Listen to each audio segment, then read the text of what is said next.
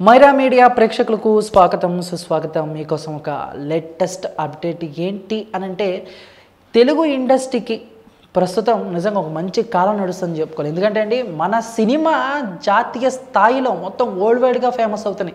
తెలుగు నుంచి సినిమా వస్తుంది అని అంటే చాలు అందరూ కూడా చాలా ఆతృతగా ఎదురు చూస్తున్నారు.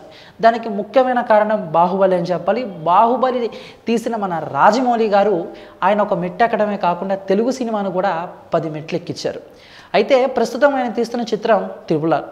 ఈ సినిమాకి సంబంధించి షూటింగ్ శరవేగంగా జరుగుతుంది. ఆల్మోస్ట్ 2 షెడ్యూల్ కూడా అయిపోయినాయి. మరి ఇలాంటి పెద్ద సినిమా ఒకటి వస్తుందంటే ఆ సినిమా రైట్స్ని దక్కించుకోవడానికి ఎంతోమంది ఎదురు చూస్తూ ఉంటారు. మరి త్రిబుల్ ఆర్కి సంబంధించి ఓవర్సీస్ రైట్స్ అయితే భారీ రేటుకు పలుకుతున్నాయట.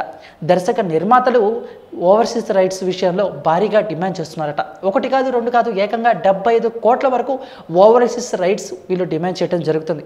నిజానికి ఇంత అంటే ఎక్కువేనండి. అంతకంటే ఎక్కువ కలెక్షన్ సాధించాలంటే సినిమా ఒక రేంజ్లో ఉండాలి.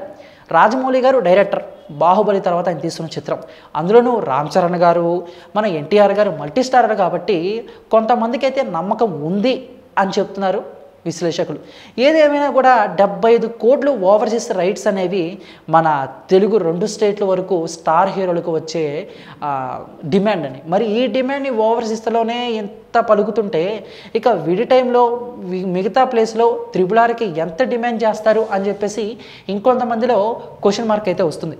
సో ఏదేమైనా కూడా ఇలా దర్శక నిర్మాతలు త్రిబుల్ ఆర్ సినిమా కోసం 75 కోట్ల వరకు డిమాండ్ చేయడం ఎంతవరకు కరెక్ట్ అని చెప్పేసి కొంతమంది అంటున్నారు.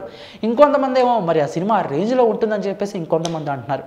సో మీరేమంటారు అని మీ యొక్క అభిప్రాయాన్ని కామెంట్ రూపంలో మాకు తెలియజేసి, ఈ వీడియో మీకు నచ్చితే లైక్ చేసి అందరికీ రీచేలా షేర్ చేయండి. ఇక త్రిబుల్ ఆర్ ప్రస్తుతం నెక్స్ట్ షెడ్యూల్ కోలకత్తాలో జరగబోతుంది.